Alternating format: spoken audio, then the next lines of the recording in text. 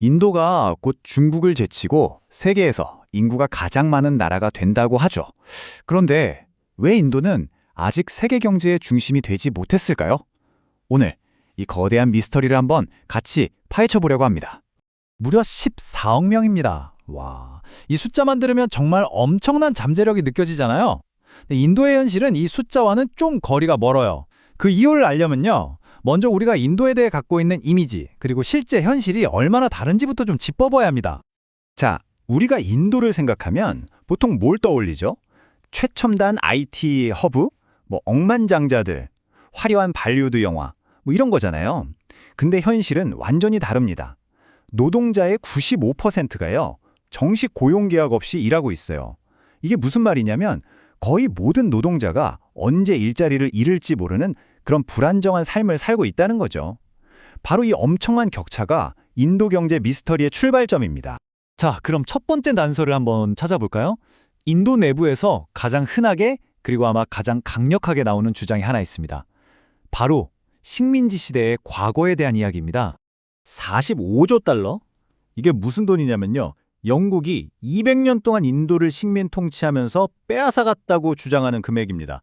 45조 달러. 감이 오시나요? 이건 영국 전체 GDP의 몇 배에 달하는 그야말로 상상도 하기 힘든 어마어마한 돈입니다. 그러니까 이 주장의 핵심은 아주 명확하죠.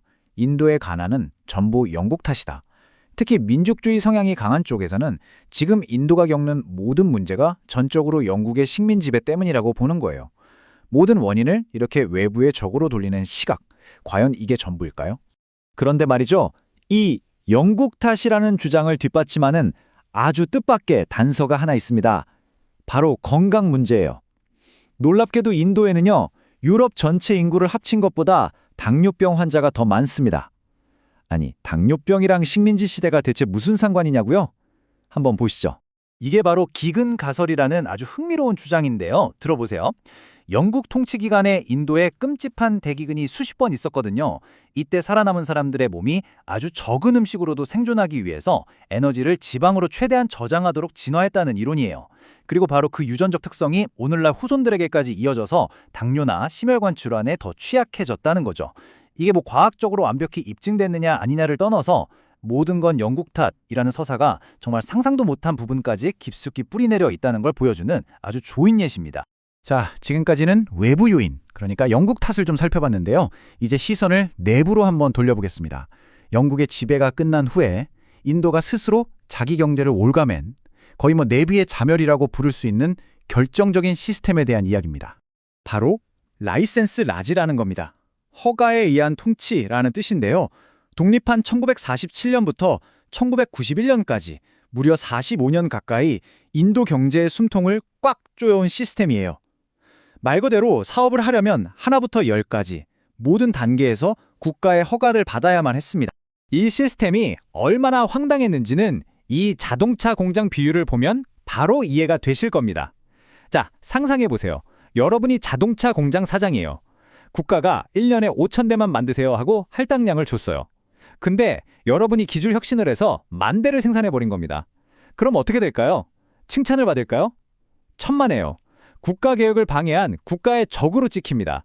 결과는 뻔하죠. 누가 열심히 혁신하려고 하겠어요. 그냥 정해진 만큼만 만들고 말지. 그러다 보니까 최고의 투자는 더 좋은 기계를 사는 게 아니라 더 많은 할당량을 받아내기 위해 공무원에게 주는 뇌물이 되어버린 겁니다. 이게 어느 정도였냐면요. 공산품 하나를 만드는 데 필요한 허가가 무려 80개였습니다. 80개요? 이건 그냥 사업하지 말라는 소리나 마찬가지 아니었을까요? 그럼 이 라이센스라지라는 과거의 유산이 어떻게 오늘날 인도를 가두는 악순환을 만들었는지 한번 그 연결고리를 따라가 보겠습니다. 이게 바로 인도를 꼼짝 못하게 만드는 정체의 악순환입니다. 한번 보세요. 첫째, 도로, 전기 같은 인프라가 너무 부족해요. 그럼 어떻게 되죠? 둘째, 대규모 공장을 짓고 운영하기가 힘듭니다. 셋째, 공장이 없으니까 당연히 안정적인 정규직 일자리가 거의 없겠죠. 넷째, 안정적인 일자리가 없으니 세금을 낼 수 있는 사람도 거의 없습니다. 실제로 인구의 단 1%만이 소득세를 낸다고 해요. 그럼 마지막으로 어떻게 될까요? 그렇죠. 세금이 안 거치니 정부는 돌이 없고 결국 다시 인프라를 지을 돈이 없는 겁니다. 이 굴레가 정말 끝없이 반복되는 거죠. 이 표를 보시면 인도의 상황이 얼마나 심각한지 딱 보입니다. GDP 대비 세금 수입 비율을 보면요. 중국이나 한국은 28% 정도인데 인도는 17%에 불과해요. 심지어 이웃 나라인 네팔보다도 낮고 아프리카의 부르키나파소와 같은 수준입니다. 이건 그냥 국가를 운영할 돈이 절대적으로 부족하다는 이야기입니다. 아니, 그럼 이렇게 망가진 시스템 속에서 인도 사람들은 대체 어떻게 살아남았을까요? 여기서 아주 흥미로운 인도 특유의 문화적 해법이 하나 등장합니다. 바로 주가드라는 건데요.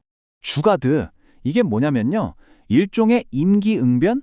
어떻게든 되게 하는 그런 땜질식 문제 해결 문화를 말해요.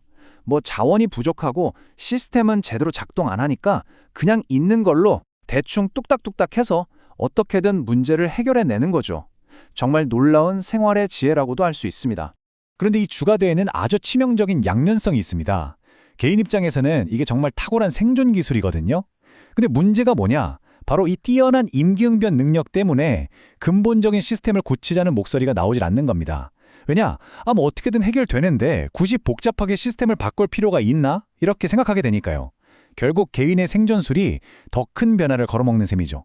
이 주가드의 힘이 얼마나 대단한지 보여주는 결정적인 사례가 바로 2016년에 있었던 화폐 개혁입니다. 당시 인도 정부가 지하에 숨어있는 검은 돈을 없애겠다면서 갑자기 고액권 사용을 금지해버렸어요. 근데 결과가 어땠을까요? 인도 국민들이 온갖 주가드를 동원해서요. 단 2달 만에 시중에 있던 돈의 99.3%를 전부 신권으로 바꾸는 데 성공합니다.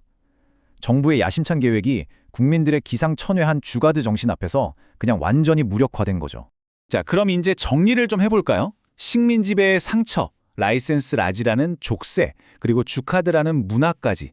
인도는 과연 이 지독한 악순환의 고리를 끊고 역사를 뛰어넘는 도약을 할 수 있을까요?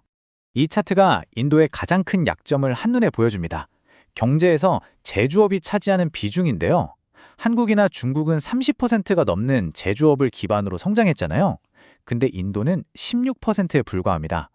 제조업이라는 게 수많은 안정적인 일자리를 만들면서 경제를 발전시키는 가장 중요한 사다리 같은 건데 인도는 그 사다리의 핵심 단계를 그냥 건너뛰어버린 셈이죠. 그래서 나오는 이야기가 바로 인도식 지름길 이론입니다. 아예 제조업이라는 힘든 단계를 건너뛰고 우리 강점인 IT 같은 서비스업을 기반으로 바로 초강대국으로 점프할 수 있지 않을까 하는 어떻게 보면 희망 섞인 전망인 거죠. 결국 인도의 현실을 한 문장으로 요약하자면 이렇습니다. 인도의 시스템은 모든 시민에게 그냥 하루하루를 살아남기 위해 천재가 되라고 강요한다. 개개인의 탁월함이 거대한 시스템의 실패를 정말 간신히 메우고 있는 그런 모습인 거죠. 그래서 마지막 질문은 바로 이것입니다.